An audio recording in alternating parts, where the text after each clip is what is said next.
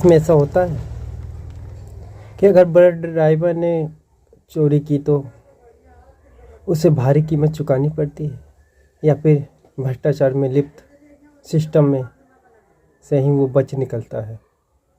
लेकिन कुछ देश ऐसा है जहाँ की कानून इतनी सख्त है कि 1 रुपये भी आप चोरी नहीं कर सकते हैं। नमस्कार, मेरा नाम केशव चौधरी है। मैं आपके लिए ले आया हूँ मर्डर मिस्ट्री रहस्यमय की कहानी। सच्ची घटना पर आधारित है, काला सच। इसमें हम आपको दिखाएंगे करप्शन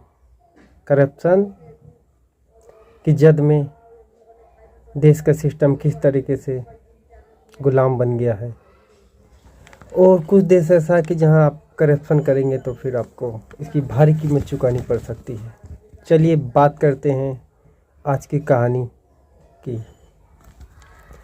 एक बस ड्राइवर ने 700 रुपए की चोरी की और उसकी कीमत उसे 70 लाख रुपए में चुकानी पड़ी। क्या ऐसा कानून आपने कभी देखा है? दुनिया में कुछ देश ऐसा भी है जहां करप्शन के लिए जीरो टॉलरेंस है। यही वजह है कि जब कोई देश की तरक्की को देखता है तो लोगों को पता चलता है कि इस सिस्टम की मजबूती की वजह से ऐसा ही हुआ है। जापान उनमें से एक देश है जहां जरा से भी करप्शन करने पर आपको ज़िंदगी भर की पूंजी गंवानी पड़ सकती है।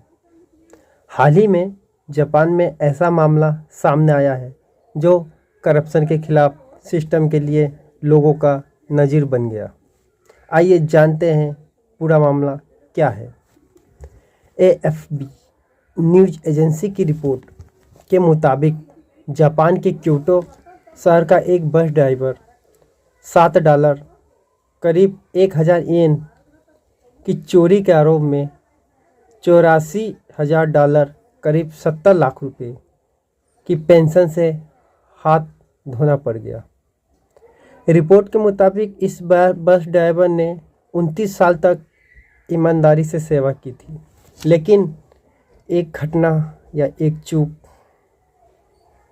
से उसे जिंदगी भर की पेंशन से हाथ धोना पड़ा। 2022 में 58 साल के ड्राइवर को बस में लगे डैश कैम में कैद किया गया, जिसमें वो एक यात्री से मिले 1000 येन को किराए के मशीन में डालने की बजाय खुद की जेब में डाल दिया और उसमें रिकॉर्ड हो गया।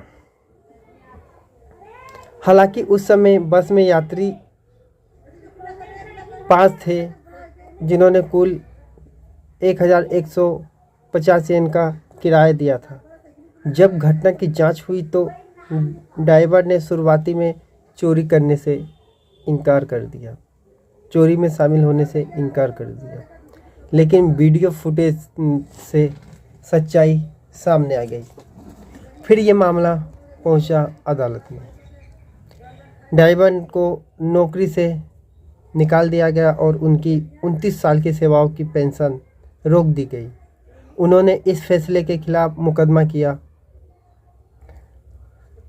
जिसमें निचली अदालत ने सज़ा का अत्यधिक बताते हुए ड्राइवर के पक्ष में फैसला दिया। लेकिन जापान की सुप्रीम कोर्ट ने यह फैसला पलटते हुए क्योटो शहर के फैसले को बहाल कर दिया, क्योंकि उन्होंने कहा कि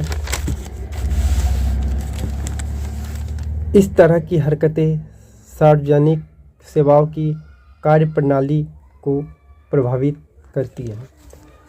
इस घटना के सामने आने पर सोशल मीडिया पर लोगों ने तरह तरह के राय रखे। कुछ ने कहा कि